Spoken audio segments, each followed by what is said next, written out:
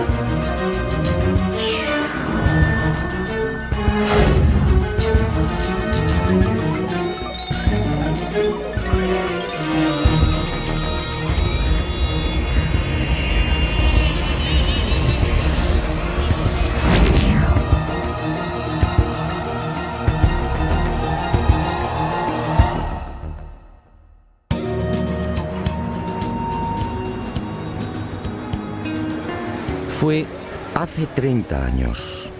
Aquí en Perú recibí el bautismo de fuego como investigador. Aquí, en una ciudad de Lima mucho más apacible y familiar, me enfrenté por primera vez al gran enigma de los ovnis. Aquí tuve la fortuna de contemplar dos naves no humanas. Y aquí, justamente, supe de otros formidables misterios.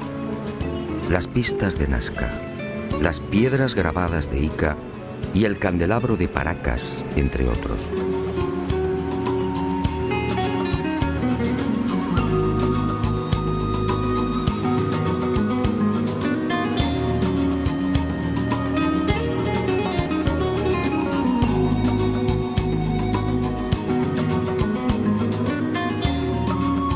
Sí, es mucho lo que le debo al Perú.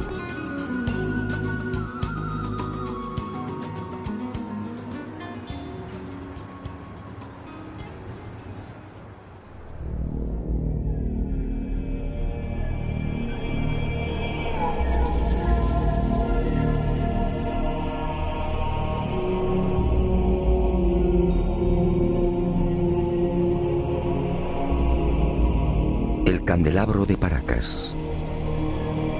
Hace 30 años nadie supo darme razón del porqué de este gran tridente.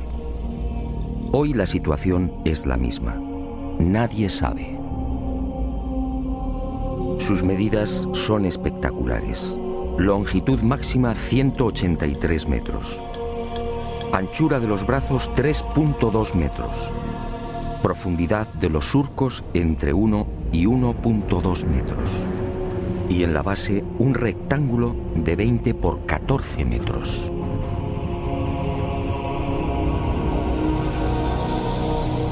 A simple vista la gigantesca figura parece elaborada con la técnica del vaciado. Alguien extrajo la arena y procedió a un férreo prensado de las paredes.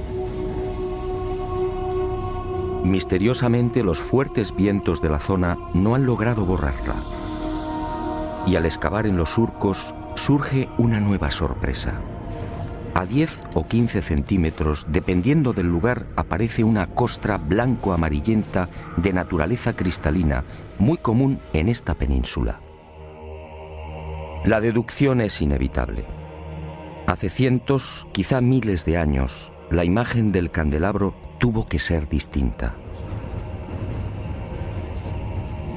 En el pasado, esa blanca y pulida sedimentación lo haría brillar como un candelabro de plata.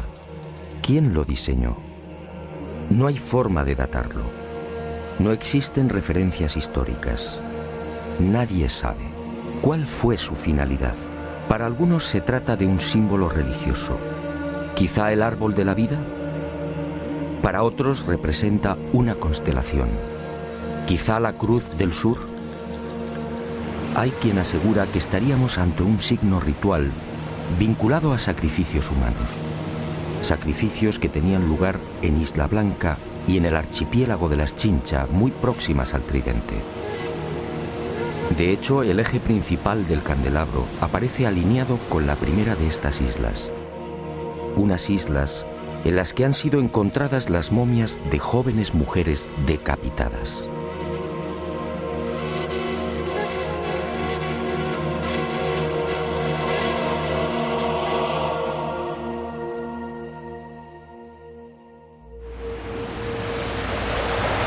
Para la mayoría de los estudiosos del candelabro, estas explicaciones son dudosas. Hay algo, sin embargo, en lo que todos coinciden.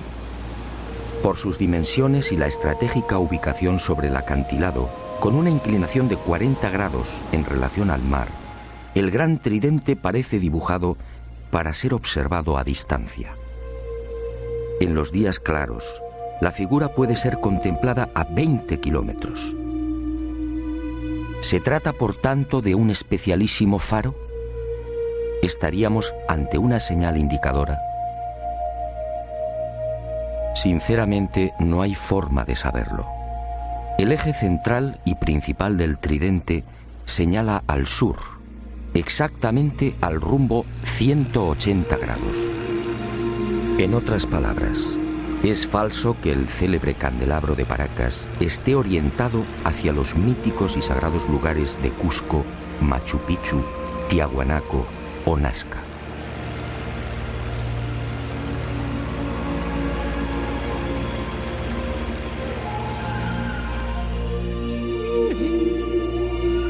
¿Una señal indicadora? Es muy probable. Una señal para los navegantes y sobre todo para los que surcaban los cielos. Pero ¿quién tenía la capacidad de volar hace cientos o miles de años?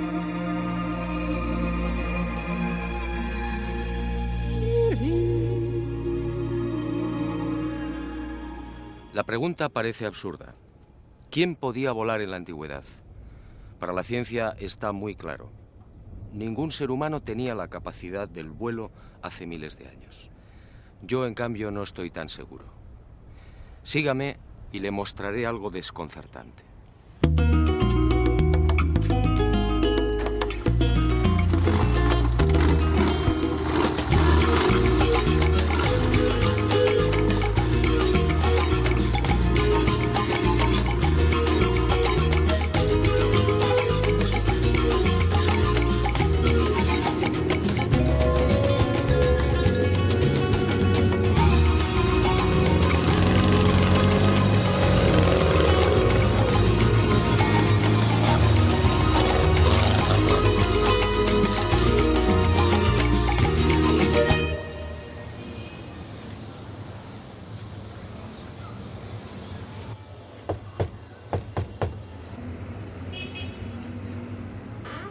Se han cumplido 30 años desde que crucé el umbral de esta puerta por primera vez.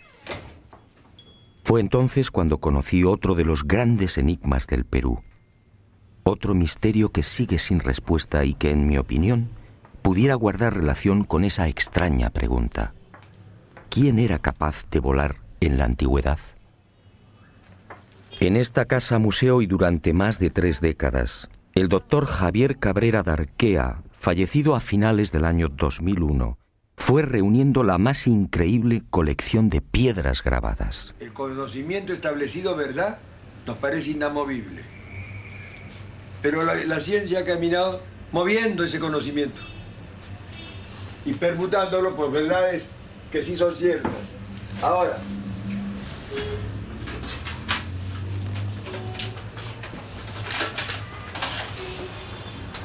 esos instrumentos que ha visto ahí. Ahí está.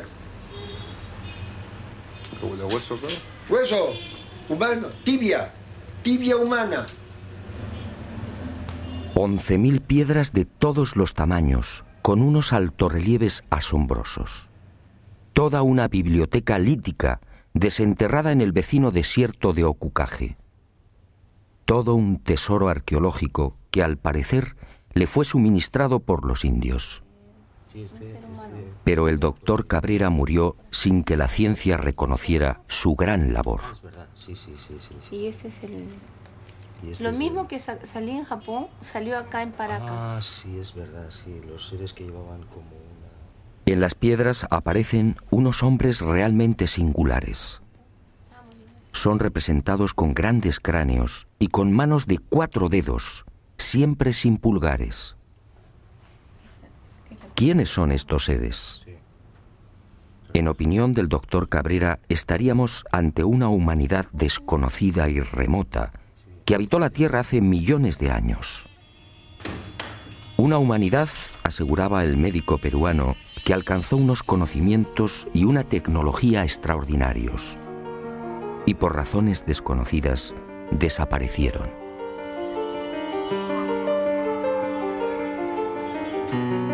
Pero antes de extinguirse, esta supuesta humanidad dejó un legado: miles de piedras grabadas con escenas desconcertantes. Según Cabrera, se trataría de una síntesis de su historia y de su sabiduría. Veamos algunas de estas increíbles secuencias. ¿Trasplantes de órganos? ¿Un trasplante de corazón en la antigüedad? ¿Una intervención en el cerebro?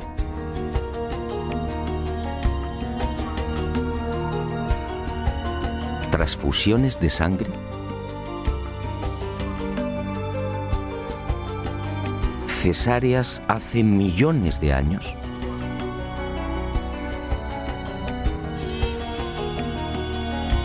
¿Representaciones de órganos humanos? ¿Hígados? ¿Corazones? ¿Riñones? ¿Cómo es posible?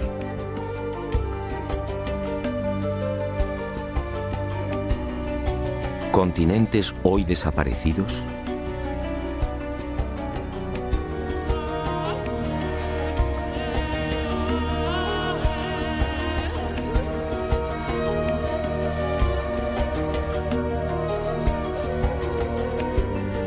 ¿Animales antediluvianos?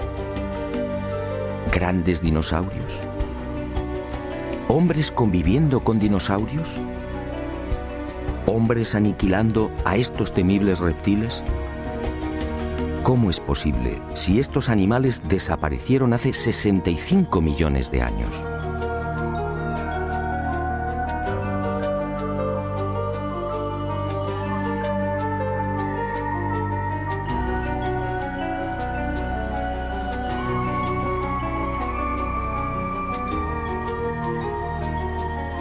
¿Canguros en América?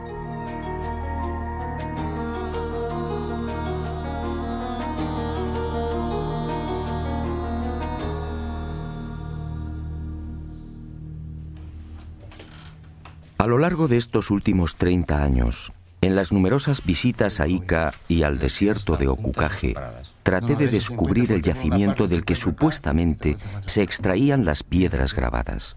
Y a veces también se encuentran seguidas. Pero eso fue inútil.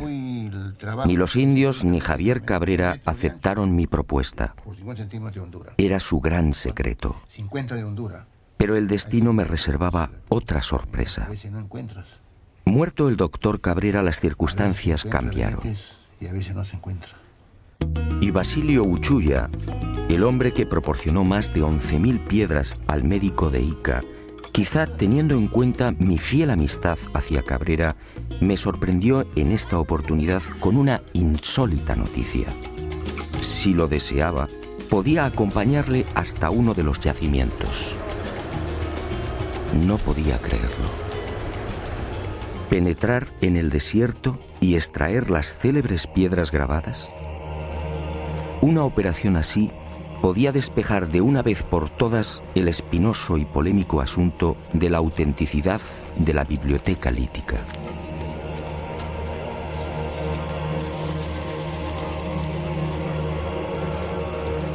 Eran las 08 horas de un caluroso miércoles 16 de enero del año 2002. Y nervioso, esperé.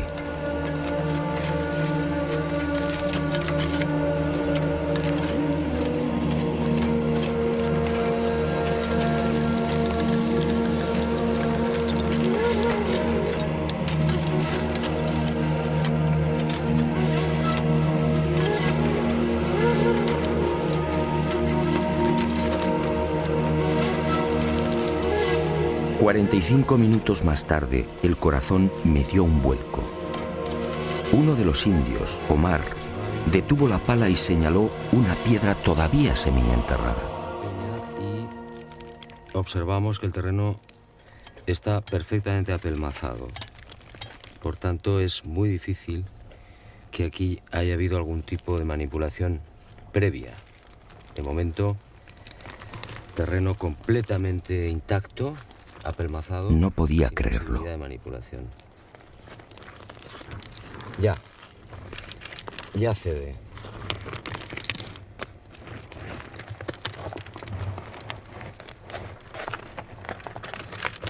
Es pesada, grande, de unos 30 centímetros y probablemente de unos 5 kilos de peso por lo menos. Que le corta la cabeza Al dinosaurio. al dinosaurio. El dinosaurio con la desesperación pone la mano en el pecho y la otra la pone abajo. Esa es su pierna de él.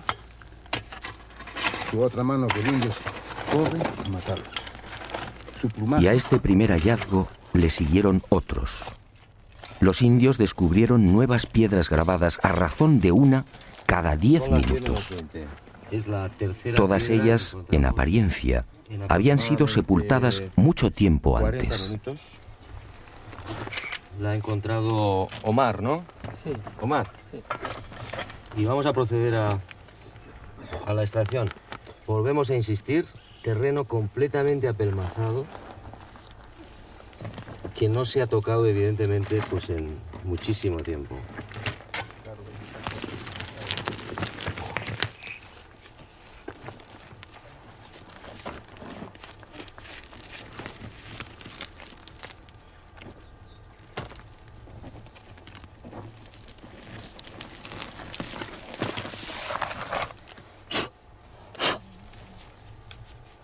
Y se bota. Las grandes que tú le llevaste a Javier Cabrera, En la parte de allá. de allá. Bueno, esta es la cuarta piedra. Son las 10 menos 5 de la mañana, fuerte calor, pero creo que está mereciendo la pena porque ante nuestra sorpresa aparece una más. ¿Quién sabe cuántas puede haber aquí, en este cerro?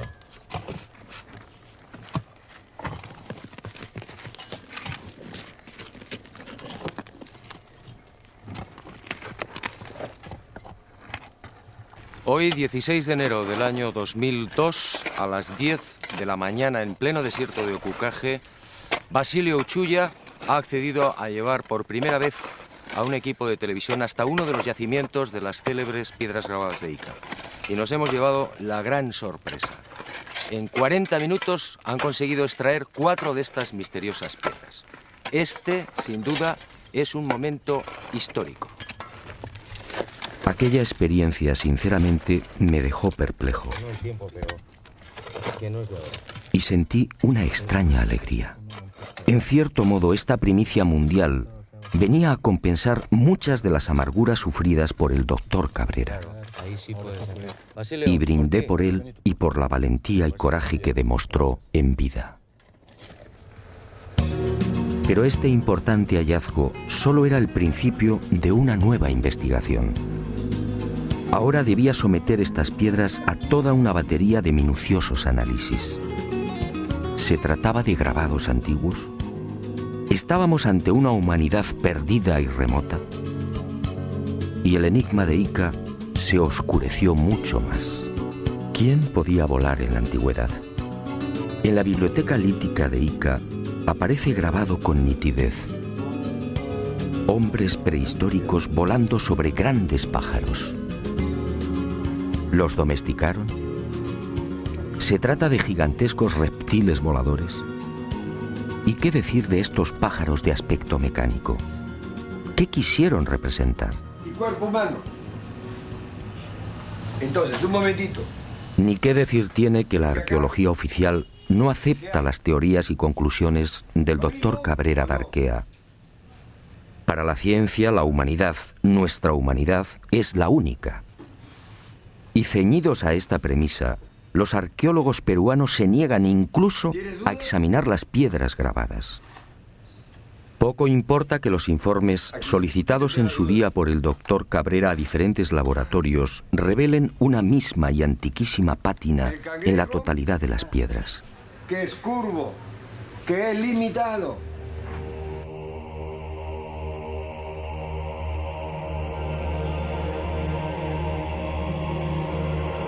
Como tampoco importa que algunas de estas piedras grabadas fueran halladas en el fondo de tumbas precolombinas. Este fue el caso del rector de la Universidad de Ingeniería de Lima, Santiago Agurto, quien en 1961 descubrió 4 de estas piedras en otras tantas tumbas al sur de Ica. Tumbas cuya antigüedad fue estimada en 2.300 años.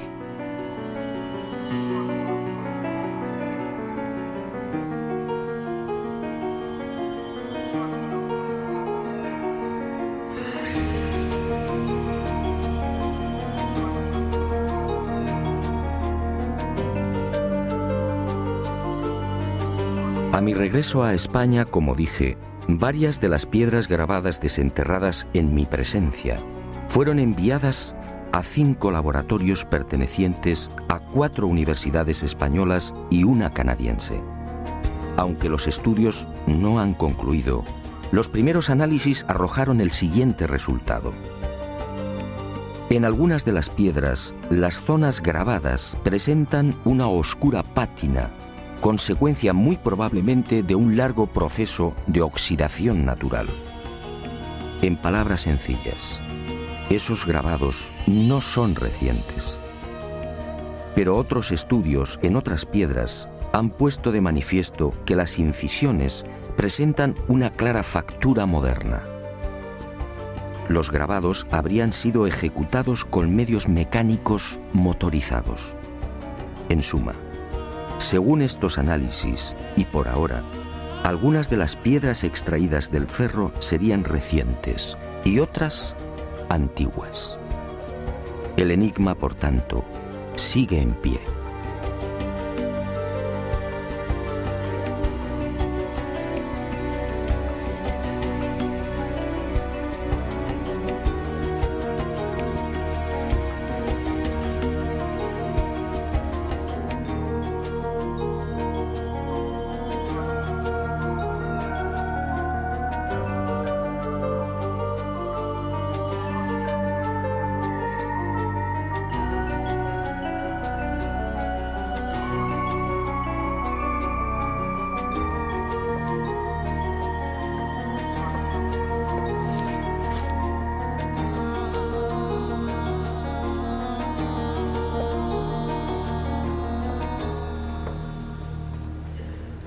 Sea como fuere, lo cierto es que los antiguos peruanos parecían obsesionados con el hecho de volar.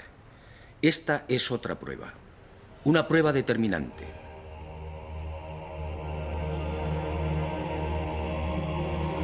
Huaco perteneciente a la cultura mochica, según los expertos fabricado hace 2000 años. Un hombre con alas. Unas alas claras y nítidas, sujetas al pecho con sendas correas. Para los arqueólogos se trataría de una especie de mensajero. Y me pregunto, ¿un mensajero con alas provistas del correspondiente arnés? ¿No es más lógico pensar en la representación de un hombre que podía volar? Más aún, si los antiguos peruanos obviamente no estaban capacitados para practicar el vuelo, ¿no serán estos huacos y pinturas el recuerdo de otros seres que sí podían hacerlo?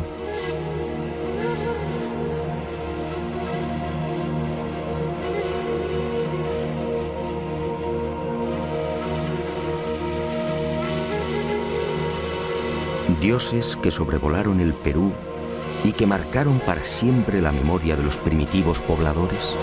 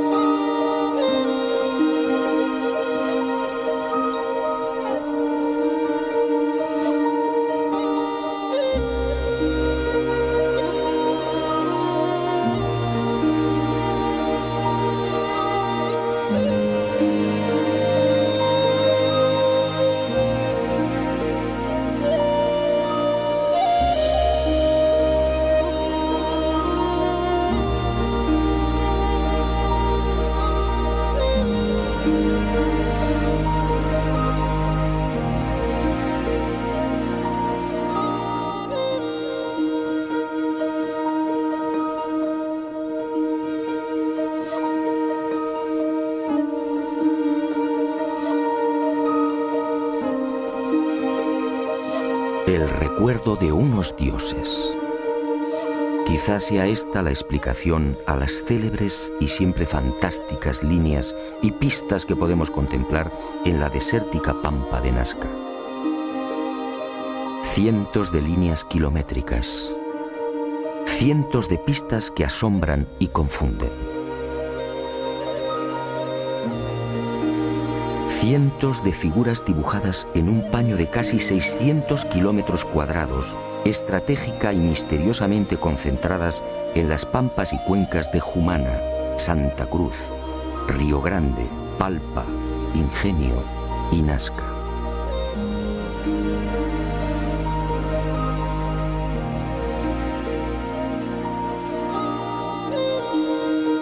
Una formidable obra desarrollada quizá como homenaje, quién sabe si como reclamo, a esas criaturas que hace cientos o miles de años surcaron los cielos del Perú.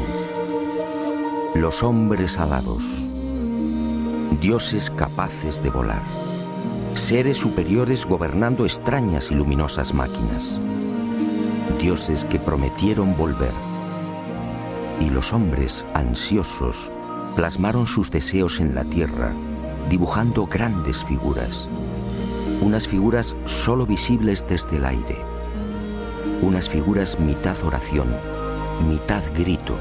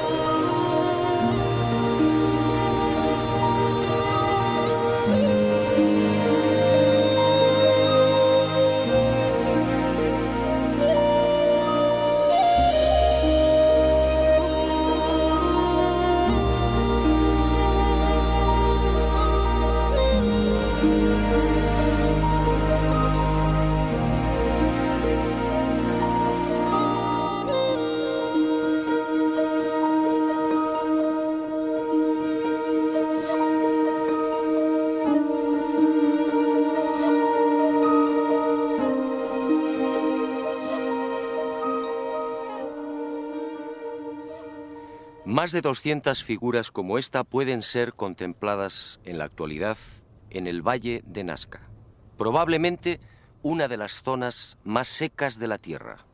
Aquí no llueve nunca, o casi nunca. La corriente de Humboldt en las costas del Pacífico, 3 grados por debajo de la temperatura del aire, es la responsable de esta extrema aridez.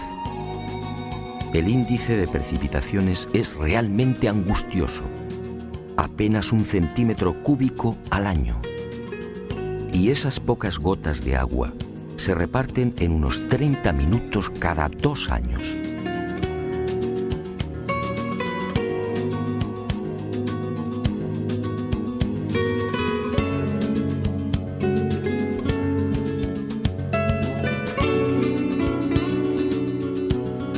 Esta circunstancia ha permitido, en definitiva, que las líneas, pistas y figuras de Nazca se conserven casi intactas a lo largo de los siglos. Y a la ausencia de lluvias hay que añadir también otro interesante y peculiar factor que ha preservado casi milagrosamente la integridad de este tesoro. Los guijarros de la pampa, sometidos durante el día a fuertes temperaturas, acumulan el calor, creando una especie de colchón que aísla la superficie del terreno y sobre el que se deslizan vientos y arenas. Me parece buena la interpretación porque eso hace de que se genere ese colchón que tú mencionas, el Valle de Taruga o en la zona de Palpa, ¿no? Donde también vemos inmensa cantidad de...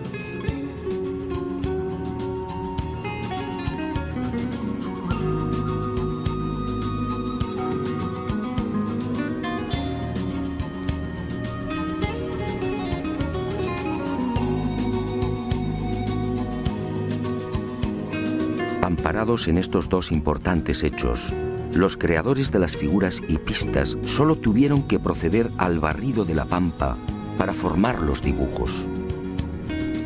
Al rayar la rojiza superficie del desierto, rico en hierro, aparece de inmediato una blanca capa de sílice, y el contraste de colores da vida a los formidables geoglifos. Los últimos estudios de datación, en especial los llevados a cabo por Percy Clarkson y Harry Hurton de las universidades de Winnipeg, en Canadá, y Nueva York, respectivamente, fijan la antigüedad de estos geoglifos en unos 500 años antes de Cristo.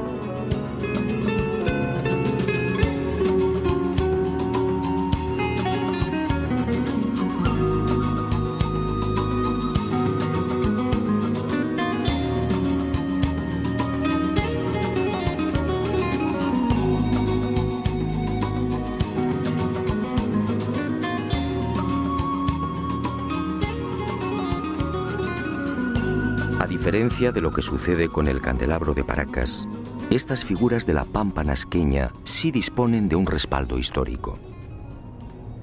Cieza de León, que acompañó a Pizarro por el Perú a finales de 1537, fue testigo de excepción de estos signos. Así los califica. Signos en algunas partes del desierto que circunda Nazca. Y añade en sus crónicas que dichos signos eran tomados como caminos a seguir por las comunidades indias.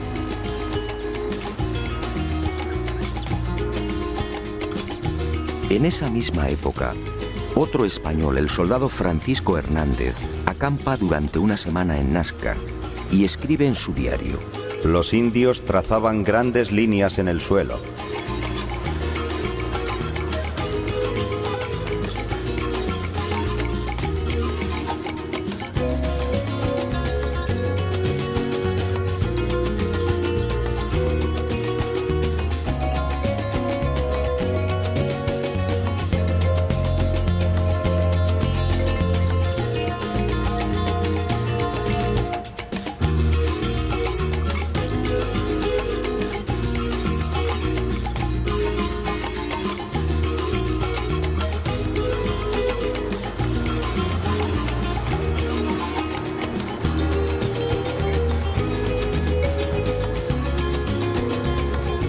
Años después, en 1586, el corregidor Luis de Monzón se dirige al virrey Toledo y le relata la siguiente historia.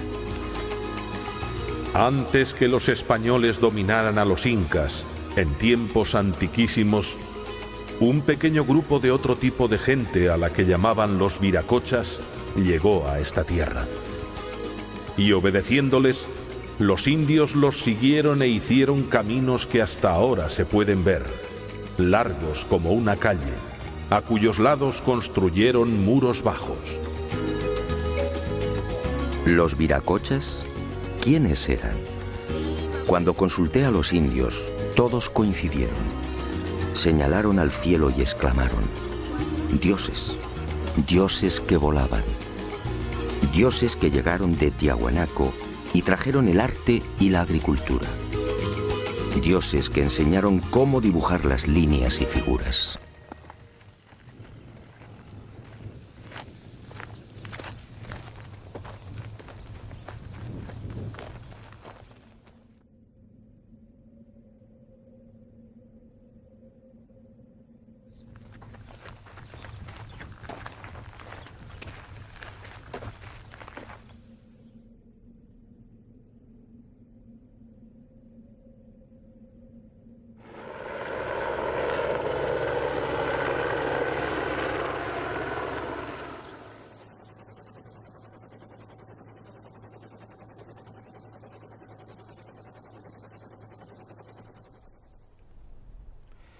Pero además de estas célebres figuras, los antiguos pobladores de La Pampa crearon otros símbolos no menos misteriosos.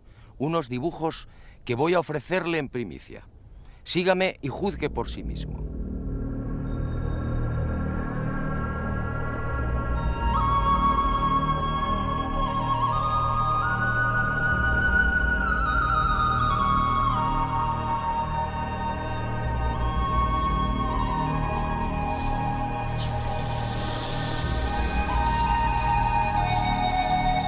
Al norte de la ciudad de Nazca, a poco más de 25 kilómetros, y entre los resecos arenales de Palpa, Ica y Ocucaje, este planeta encantado nos reserva otra sorpresa. Decenas de geoglifos desconocidos. Alrededor de 300 figuras similares a las de Nazca, que nunca fueron filmadas.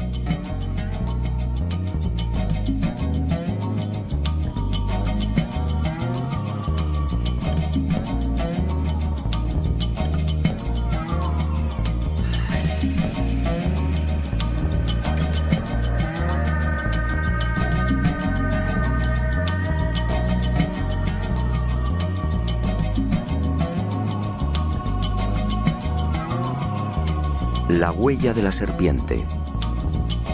Más de 10.000 orificios de 1 metro de profundidad y 90 centímetros de diámetro que trepan por laderas y cerros. Nadie sabe qué significan.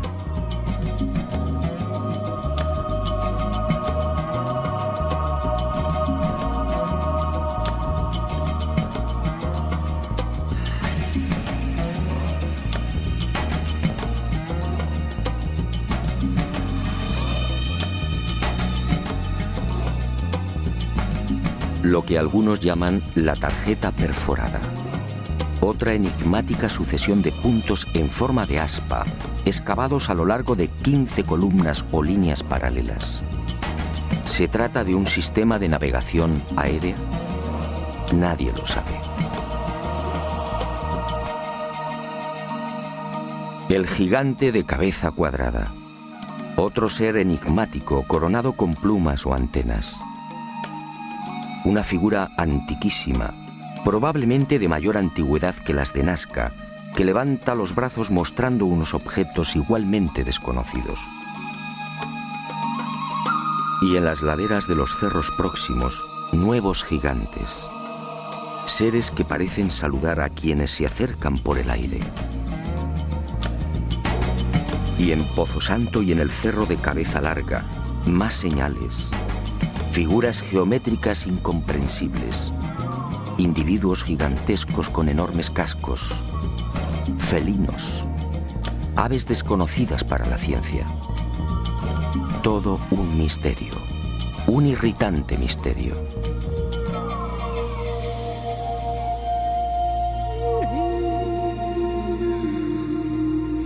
Y al igual que en el Valle del Ingenio, más líneas y pistas, cientos. Pistas de hasta 14 kilómetros.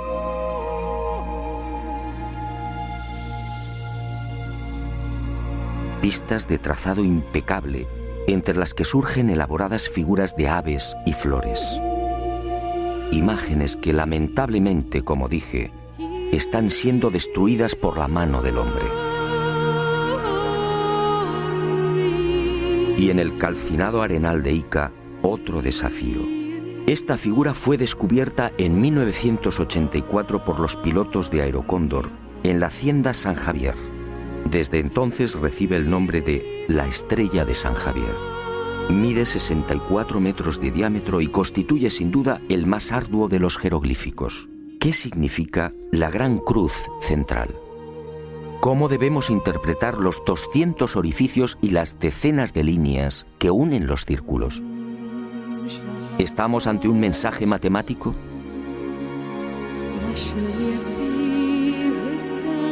El repaso a esa otra Nazca, la Nazca olvidada, sería interminable.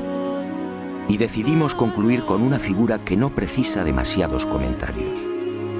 Un colibrí de 50 metros de longitud, con algo muy especial sobre su cuerpo. Sí, todos los que lo contemplan coinciden. Un avión. Un avión dibujado sobre el cuerpo de un colibrí. Alas rectas, morro puntiagudo y todo un timón de cola. Pero, ¿quién volaba hace 2000 años?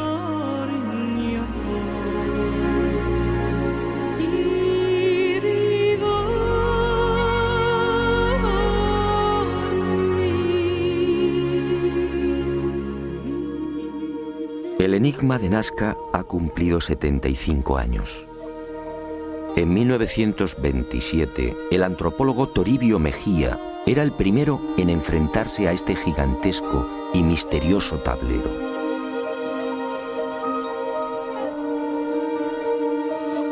Después sería redescubierto por toda una legión de expertos. Para Kosok, por ejemplo, estas figuras eran la representación de las trayectorias del Sol, de la Luna y de los planetas. En otras palabras, el mayor libro de astronomía del mundo. Para Maria Reiche, la matemática alemana que dedicó su vida al estudio de la Pampa, se trataba de un calendario. Un formidable calendario en el que las figuras reproducían constelaciones y las líneas marcaban solsticios y equinoccios. Gerald Hawkins sometió esta teoría de Reiche a las computadoras y comprobó que la hipótesis del calendario era falsa. Para el explorador inglés Tony Morrison, las líneas son caminos, senderos sagrados que unirían templos. Pero, ¿dónde están esos supuestos templos? Otros, como Jim Gutman, están convencidos de que los antiguos pobladores del Perú llegaron a fabricar y utilizar globos aerostáticos. Así, dicen, diseñaron las figuras. Dobkin de Ríos y Cárdenas van más allá y apuntan una explicación tan poco convincente como las anteriores. Según estos científicos, las figuras de Nazca no serían otra cosa que el resultado de la ingestión de alucinógenos por parte de los indios. William Isbell, en cambio, afirmaba en 1980 que estos geoglifos fueron la consecuencia de un simple entretenimiento, un procedimiento para mantener ocupada a una gran masa de población. La hipótesis no se sostiene porque, entre otras razones, estas figuras fueron trazadas a lo largo de 1500 años como mínimo. Henry Sterling llegó a proponer una explicación que obviamente fue desestimada. Los geoglifos de Nazca, escribió, son en realidad un gigantesco telar. Y recientemente se ha puesto de moda otra versión que tampoco termina de convencer. Según el hidrólogo Stephen Mabey y el arqueólogo Donald Prulls, estos cientos de imágenes serían simples marcadores de aguas subterráneas. El problema que hace tambalear los informes de estos científicos de la Universidad de Massachusetts es que de las 500 figuras existentes en los desiertos peruanos, solo 5 coinciden con napas o mantos de agua subterránea. Solo 5.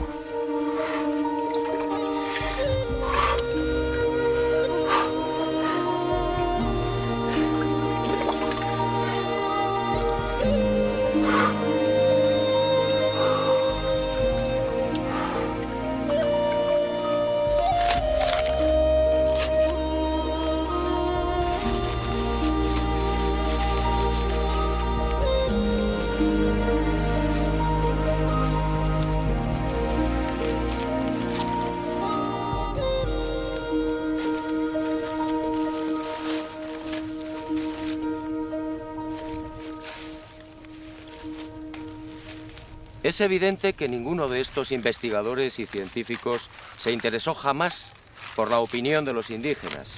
Yo sí lo he hecho. Y esta es mi conclusión.